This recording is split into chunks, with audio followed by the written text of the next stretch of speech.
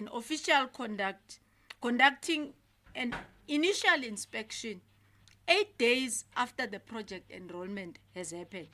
And our standard is a 5-day. So it's a maximum of 5 days. You need to do it on or before the 5-day window period. And this was undertaken on the 8-day period.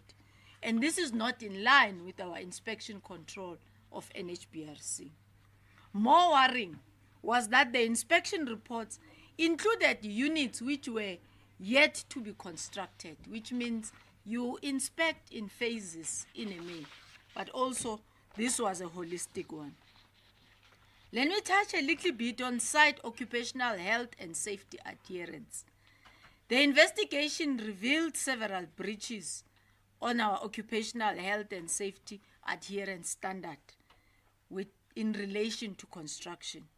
This included failure to address safety concerns, resignation of a safety consultant, in the absence of OHS provisions in the NHBRC procedures. Futuristically, we believe that the inspection homes procedures lack clear guidelines of addressing OHS violations, leaving inspectors without the mandate to enforce safety compliance on construction site. This is one of our takeaway homes as well from our own systems and procedures on what we need to improve. Competency of artisans and other staff on site. There were gaps in the competency of key personnel. This included unqualified personnel who lacked formal qualifications in engineering or quantity surveying, and they were playing critical roles in areas such as inspection. And if you are not qualified, you really won't even know what to inspect. And that's one of the reasons which led to the problems that subsequently befell the George building. Technical manager competency. The competency of a technical manager was equally found wanting. The investigation revealed significant deficiencies in the oversight and assessment of the manager's qualification, as the latter were not thoroughly reassessed at the time of appointment. You will recall we spoke about the breaches in relation to the enrollment process, which is one of the processes where you have to look closely on who works, on who oversight, and who also deal with the day-to-day monitoring of that. So according to the report, this played a major role in the technical missteps which were observed during construction. Let me talk to geotechnical and engineering assessment deficiencies. The geotechnical report provided did not include crucial information such as trial pit locations, dynamic cone penetrometer, which is called a DCP test, and the geological maps. This information is essential for foundation design and site preparation. The municipal building approval process. The investigation uncovered that the George municipality approved the plans when the construction was already underway. This means the work on site started before approvals were finalized. In summary, the investigation concluded that the collapse of a building was as a result of systemic failures across multiple levels of oversight, non-compliance with regulatory standards, mismanagement by both NHBRC and the project personnel, and these failures included irregular status upliftment, late enrollment, inspection lapses, material quality issues, and safety violations.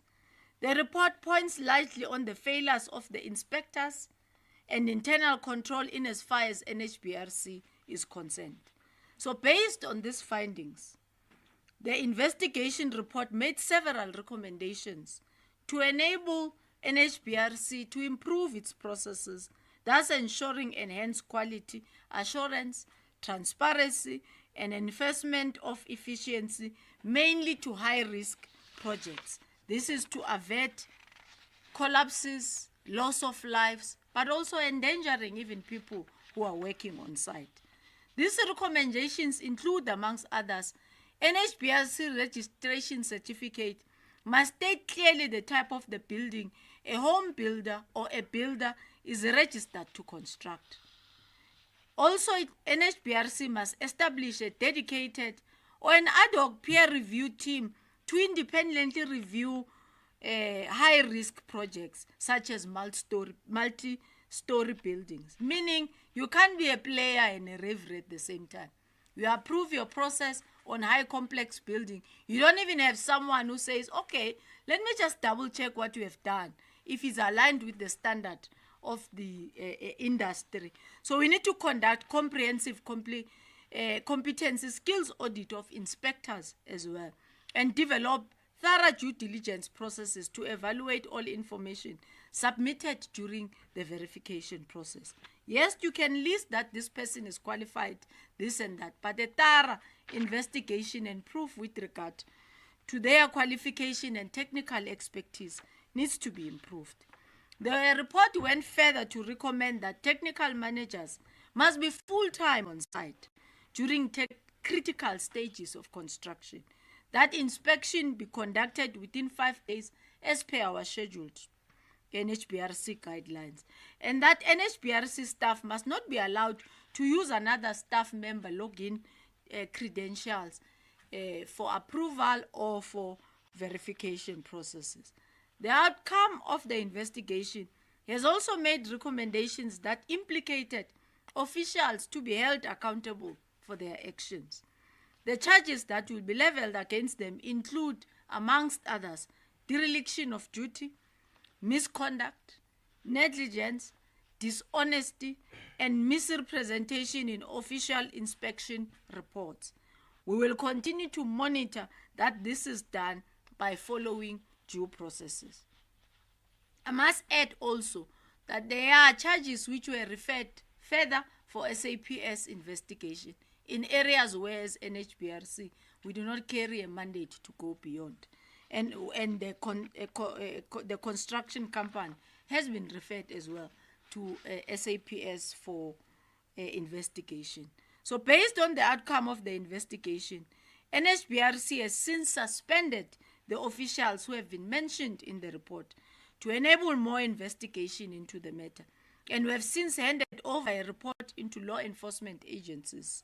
And we take further cognizance that our investigation had only looked at the responsibilities and the role of the NHBRC. We truly appreciate that other organs of state are conducting their own investigations and believe that ours will contribute towards their own investigations as well. But we take key responsibility because we are mandated with ensuring the safety of buildings and is adhered to. So the collapse of this building led to a loss of lives. It tarnished the NHBRC reputation that has been built for over the years. Therefore, we shall not hesitate to act against those who bring and have brought the shame to our institution, including our own. The department had, on a proactive basis, reviewed the applicable processes and the regime that was under operation relative to the NHBRC and found the need, as I indicated earlier, to strengthen the overall regulatory framework, but also to improve on our SAP systems, which is our sub-technological system, which seems to be updated, and the report went at length in terms of explaining what could be done in terms of the improvement of our technological systems with regard to IT.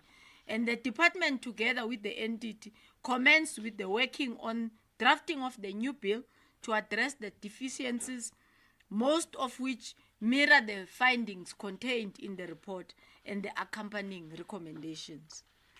So President Cyril Ramaphosa recently signed Housing Consumer Protection Act, Act number 25 of 2024, into law, and it was published in the Government Gazette of the 29th of January this year, 2025.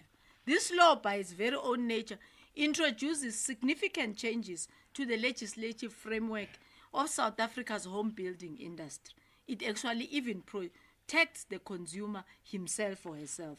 It establishes the enforcement tools and prescribes appropriate penalties and sanctions to deter home non-compliance by home builders. I mean, some of you will ask me now, what would I be doing about the company? I think the Housing Consumer Protection Act must be looked closely to deal with such discrepancies. This includes the provisions addressing the personal liability of members and directors or trustees of home builders. To elaborate to this point, the new law provides emphasis and emphasizes that the professionalization of inspectors, which is Section 69 and Section 70. It also provides that the council must establish and maintain a register of home builders and developers. The purpose is to facilitate, amongst others, risk management in the tendering process in relation to building a home or a multiple-story building, etc., but also to facilitate the assessment of the performance of the home builder or developer in the execution of home building contracts. It also provides or insists on the provision of a performance record of a home builder or developer. Some of you have been having questions that, did we blacklist the company? Do we have the powers to do that? But the Section 23 provides that the council can look into those amenities. Section 24 further deals with the contents of the register of home builders and developers. Amongst others, it includes the grading category of home builder or a developer, as well as limitations placed on the home builder. This is significant in preventing contractors only to do what they are capable of doing and not to do what they are not capable of due to the experience that they might have muscled. So you will be accredited to be doing a deliver a single-story building until you need to pass a test to do a multiple-story building or even bigger, complex buildings. I think this is logical. You can only start by perfecting and building small before you attempt to build big. And there must be a process which gives an assurance that you can, obviously with the monitoring systems in place. So in addition, the home builders and developers will be required to undergo more stringent training and grading before being registered with the NHBRC. And Section 26 provides that a system and requirements will be prescribed for the registration of a home builder and a developer, proving a grade that reflects the level of competence, as I explained. That will be taking into account the financial, technical, construction, and management requirements necessary to undertake a building. Our current work is geared in formulating a criterion that will be fairly and objectively determinable. The Act also provides and prescribed the information system that will link the register of home builders and developers with the register of enrollments, as well as the disciplinary records of home builders and developers. This is one of the areas where we have to enhance. Have you built before? What have you built? What has been your record with regard to disciplinary processes that you might have followed or not followed in terms of ensuring that you conclude a building timeously? Section 28 also provides that a failure by a person to register or to retain status as a home builder or developer does not affect that person's liability and obligations in terms of the law. And in the same breath, Section 30 provides for a home builder or a developer who fails to enroll a home and found to have started with construction should immediately stop the construction until given approval by the entity to proceed, upon which he or she has, as a home builder or contractor, have to satisfy and comply with the technical requirements of NHBRC. The law further provides from greater platform for whistleblowing in Section 62, indicates that any person may now file a complaint in writing in respect of any person or any company who is suspected of not complying with the Act. in the current system, people will ask and say, what if I want to report something that I see that is not going right? What should I do? We should, by law, now have developed that system which allows you to make a record and call and request for an inspection. In addition, the new law also provides for more transgression and penalties on both administrative and substantive non-compliance as outlined in terms of Section 63 and 64 of the Act. The Minister is empowered to prescribe an even stiffer penalty amount threshold that the Entity Council may impose in instances of administrative non-compliance. And accordingly also, in Section 65, the Minister is allowed to prescribe maximum amount of an administrative fine of up to 1 million. This is a sharp rise, as the old Act was only amounting to a fine of about 25,000, which in the building industry is not a good deterrent. The Act also provides for the establishment of a statutory compliance and enforcement committee, which currently is not necessarily there. It's individual processes that are followed, but a committee will assist in adjudicating on the objections to both administrative and substantive non-compliances. And this committee has the power to impose fines in relation to substantive non-compliances. We believe that this will aid in the process to expedite for people to be able to build efficiently and cost effectively, but also protect the lives of the workers themselves, but also you as a consumer who a building is being done on your behalf.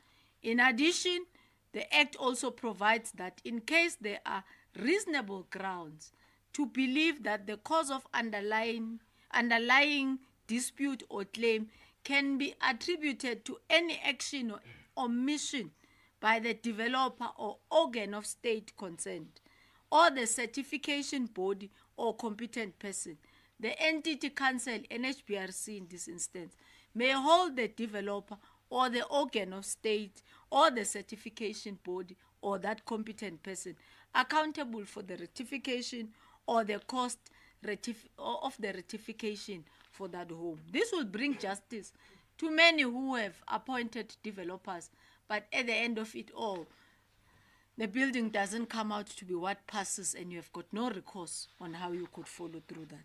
Of great importance is that the new law provides for the appointment of inspectors. This addresses one of the major findings with regard to the joint building report, as the old Act does not elaborate on the type of people that needed to be appointed.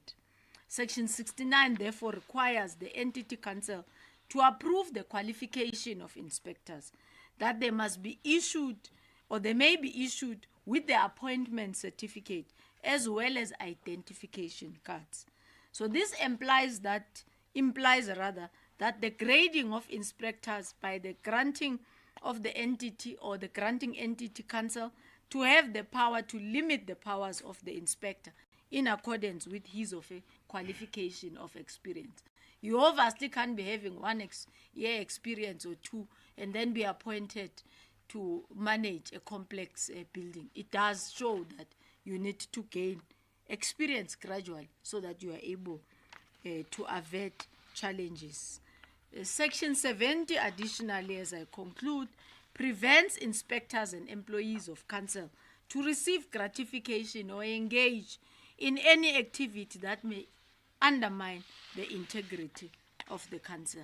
And further, the law provides the enforcement and enrollment of a penalty clause as indicated in Section 78, which prescribes this one to be a criminal offense and that you may be fined to a fine not exceeding 1.5 million or imprisonment not exceeding 10 years. So we firmly believe that this will serve as a deterrent. We are also aware of other incidences that have taken place in other parts of the country. KZN had one recent incident 3 weeks or so ago. Our team has been instructed to conduct necessary investigation into the structural collapses and that appropriate action equally be undertaken. By law, the law only works when it is enforced. We shall endeavor to do our part. However, on our own, we will not succeed. We need all stakeholders in the built environment to come on board. It is only through cooperation by all that we will effectively enforce the recently assented to Housing Consumer Protection Act. I thank you.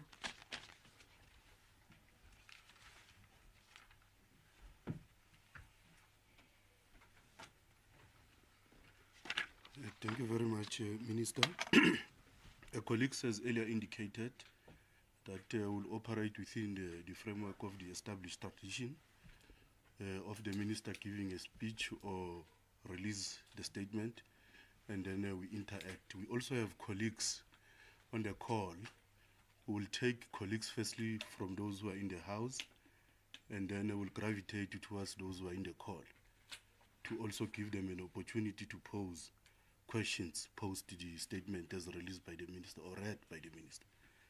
I will open the platform for colleagues to raise their hands, identify themselves in terms of their names and the institutions or media houses which they represent, and ask us questions based on the invitation that we issued on the media advisory about the briefing that has got to do with the report of the collapse of the building in George in May last year.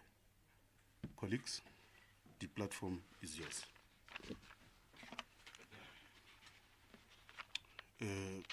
Griselda? Good morning, everyone. I hope I am audible. I'm Griselda Lewis from SABC Television News.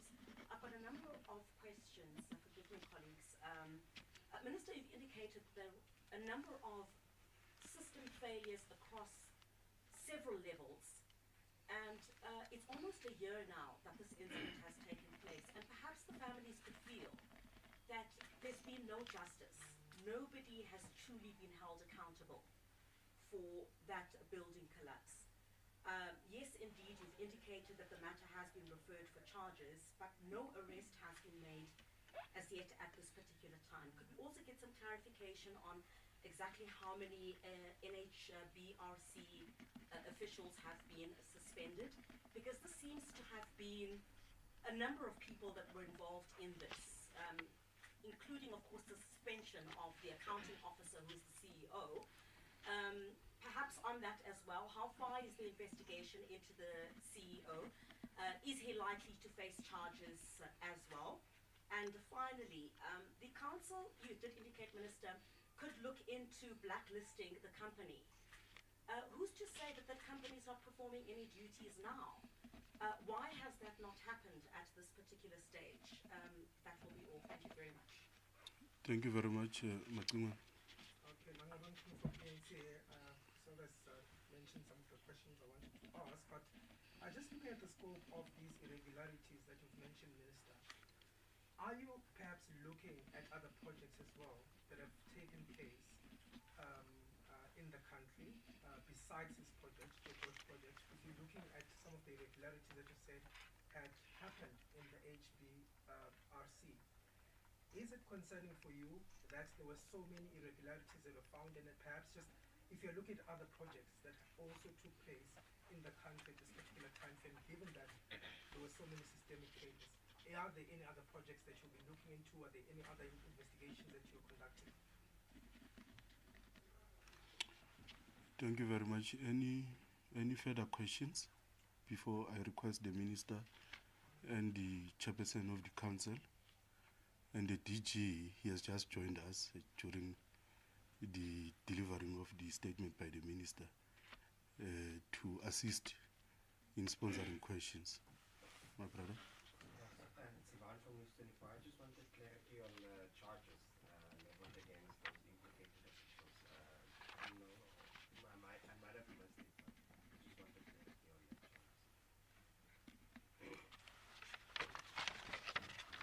Okay. It appears there are no further questions. I will request the Minister and the Chair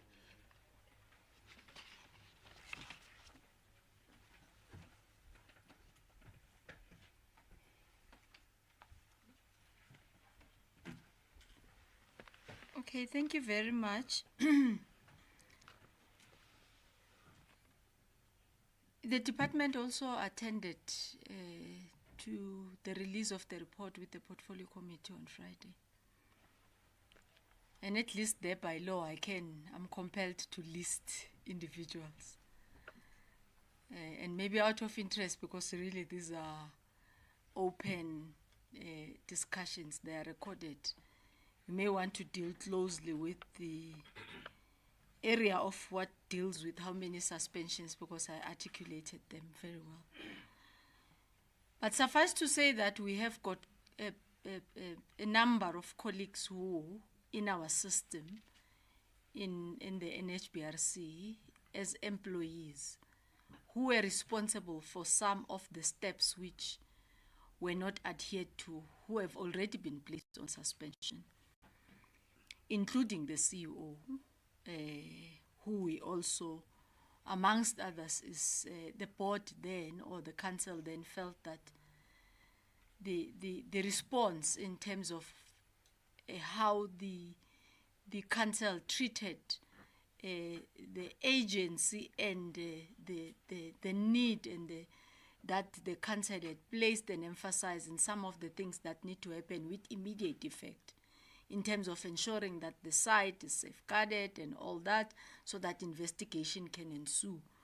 And the council wasn't happy about that. The CEO is currently under suspension, and obviously those processes are undergoing, and hence we have an acting CEO in our midst to allow that process to be undertaken. I indicated that the system failures, says Griselda, the investigation, because of how laborious it is. I mean, it takes quite a long time, for example, to take the sampling of the cement and everything. You can deal with the underlying, the paper, the desktop and everything, but key to why a building collapses was the foundation firm. You need a very solid, it was the material that is used. So you need other agencies to help you to conduct those tests. And it needs to be undertaken at the desired time and their own schedule as well. Justice is taking place. Yes, you may not be having a person who has been arrested, but both internally, suspension has happened and processes are undergoing. We actually not only referred for criminal investigation the company concerned. No, we also referred some of our internal staff members that the police may also have to look into the justification of why some of the clearing inefficiencies, when there are guidelines, were allowed to even occur in the first place. I indicated that at the time of the enrollment of the building, it was before the Act of the Housing Consumer Protection was signed, and the President assented to it only in January 2025. You can't deal with it retrospectively. So the issues of blacklisting and whatever are only provided for in the current situation, but we have undertaken investigations. There's a colleague, I think, from ENCA who asked that, are there any other projects? Yes, the council was then forced to just go zoom into our system broadly, not only in the Western Cape, but everybody. How many complex buildings do we have that were undertaking?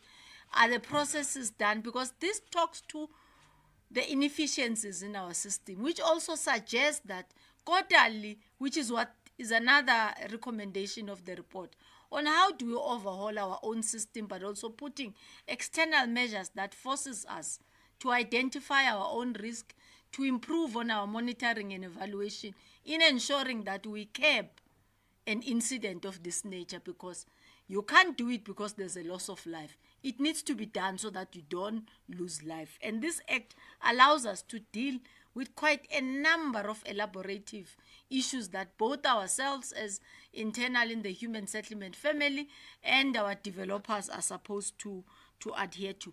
So we do not necessarily have investigation as if there is a potential collapse of a building, but no, we then took an inward dive look into what does our system have. Are we happy that all the processes and the measures that should have been taken in all the multi-story that we have and that are registered. And I must also indicate that, and it could be coming as a very painful incident to the NHBRC staff. It's an isolated incident, yes, which has shown gross inefficiencies and overlooking of our systems. But overall, the council has been running a very credible institution, permanent in all provinces, in major cities as well, in some instances duplicate, and following through the processes very well.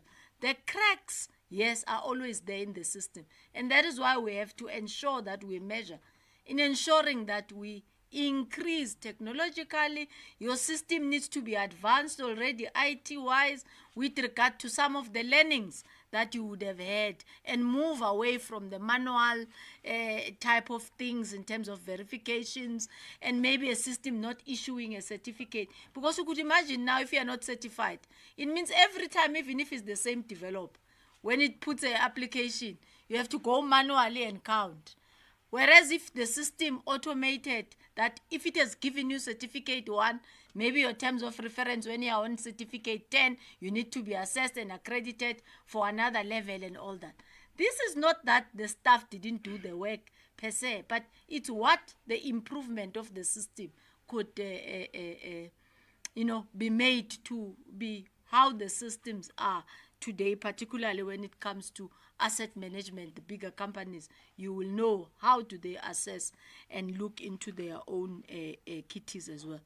Colleague from News 24 asked on charges of officials. I think I've touched on it with what Griselda has raised. We do not have officials are charged. I have my report. I may want to check. I think it's around 5, 6. Somewhere there, I'll count the check and help me to count.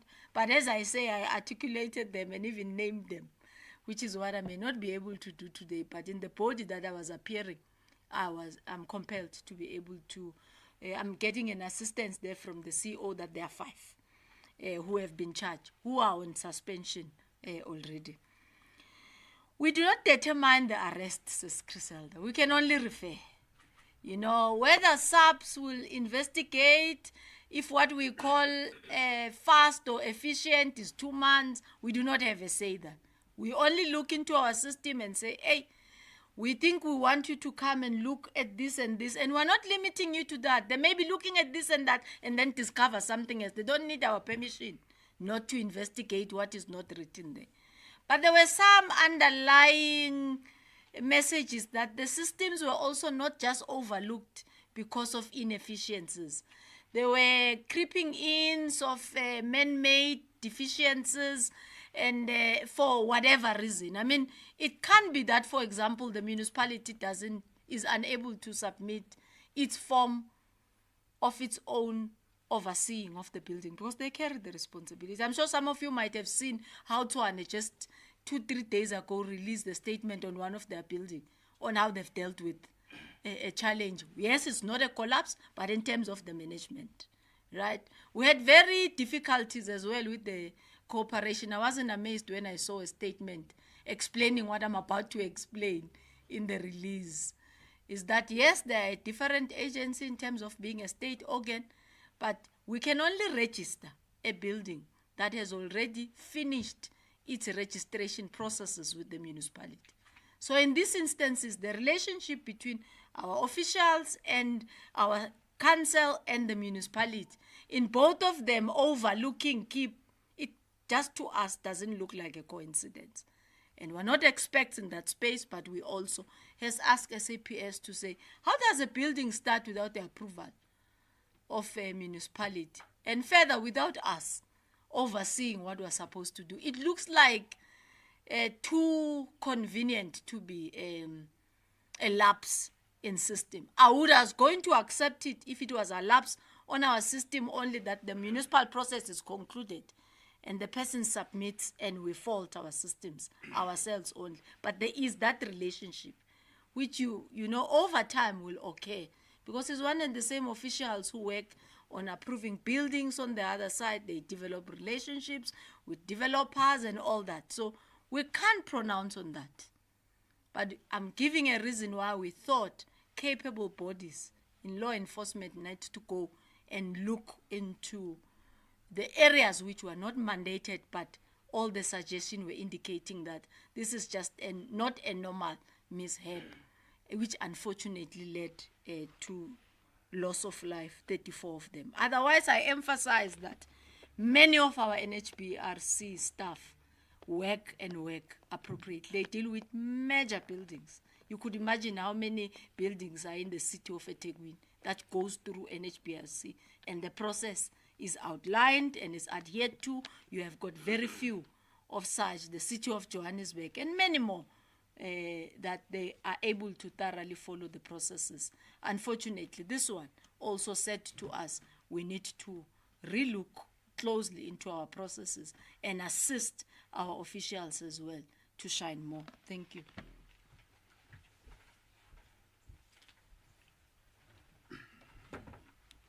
Thank you very much, Minister. The Chairperson of Council.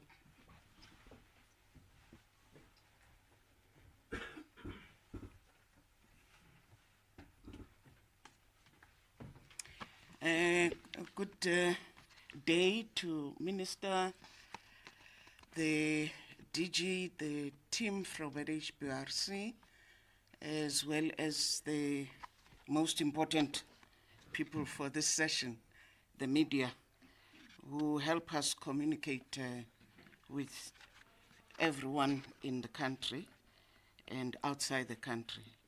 Let me appreciate this opportunity, Minister and Program Director, because it affords us to clarify to everyone involved that the kind of investigation that the NHBRC went into produced the kind of report which is close to be exact, is 285 pages with more than 300 recommendations, speaking to each of the role players in the value chain, especially those that link up with the NHBRC, to say who is responsible for what and how can the area of responsibility be best managed and improved.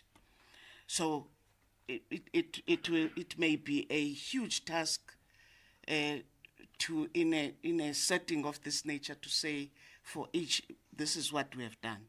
But broadly as council, in as much as we are close to 2 months in office, and the previous council before us had worked tirelessly in terms of responding to some of the areas, we have engaged with the report and we have assigned management to come up with a response plan that seeks to, I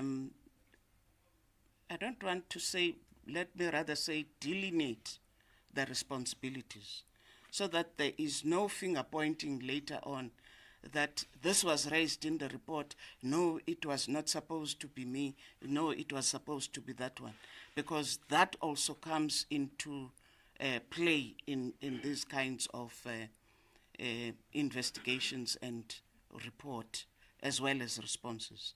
So that delineation has taken place. Administration will be reporting to us in our council meeting on that delineation. But there were steps that could not wait for that. One of them being to look at that register. I think Minister touched on it but left it hanging. There has been the look into the register to say which are the high risk areas in the register, those projects that could have experienced what this one building had experienced. And already professionals went out to inspect those buildings. And they are about, it's quite a number. So there is that work that already started and is in progress, but I want to say we haven't waited for all actions, but we immediately responded to say go and inspect the ones that are at high risk of falling into the same category. Over and above that, the steps that we are taking is to say, in as far as each individual that would have been a staff member, we wouldn't want to be seen to be throwing bones when we deal with transgressions. We must be thorough, and full accountability must take its course.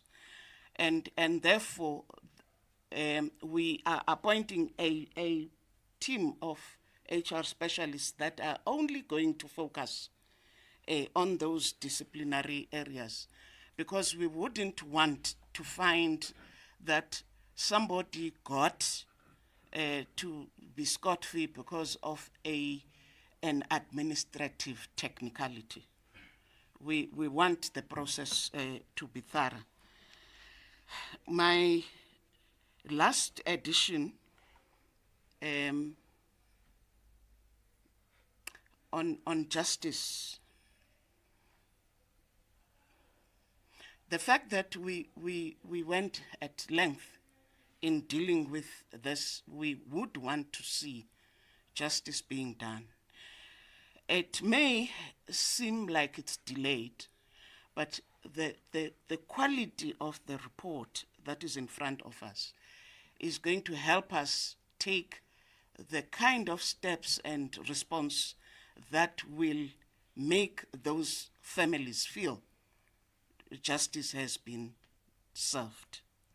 So I wouldn't want us to look at only the time, because if one looks at the time it has taken and the quality of the report, for me, as a person who came at the tail end of this, it's justified.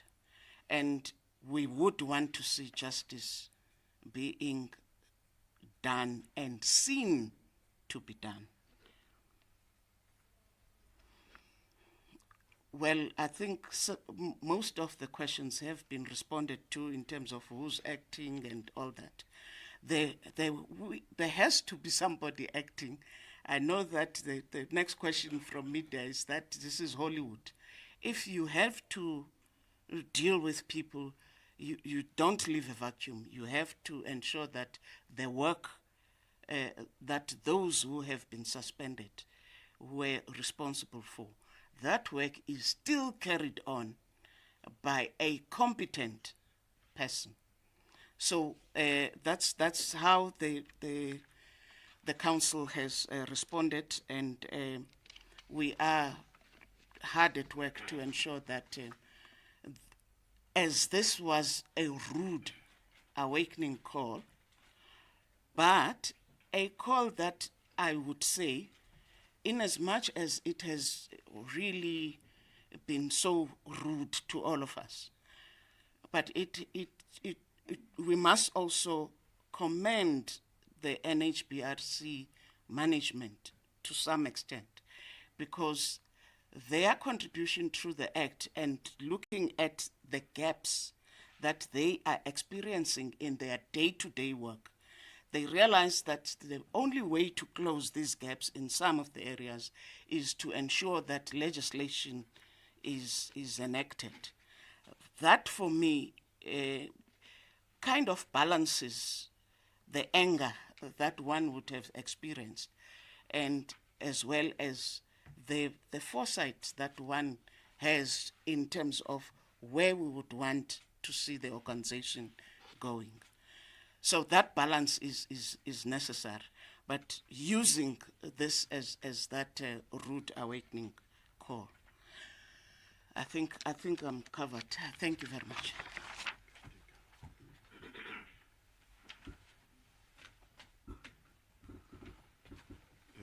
Thank you very much, Chairperson. Minister, Chairperson and DG, we only have one question on the call, but I think the Minister responded to it succinctly.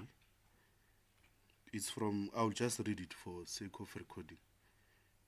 I don't want to be accused of prejudice. It's from the Engineering News. It's asked by Darren Parker.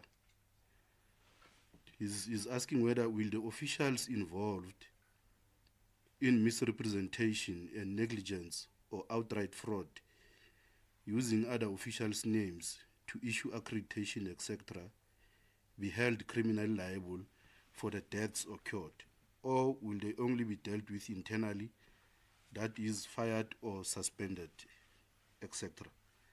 That is the question, unless otherwise the Minister and the Chair, they still want to further elaborate it, but I think it was dealt with adequately. Colleagues, if there are no any further questions, I want to profoundly thank each and every one of you for attending this media briefing and interact. And if there are no questions, colleagues, I want to thank you, and thank you very much for embracing this media briefing. It's officially closed. Thank you. Until we meet again. Thank you, Minister. Thank you, Chairperson, and thank you, DG, and colleagues. Thank you so much.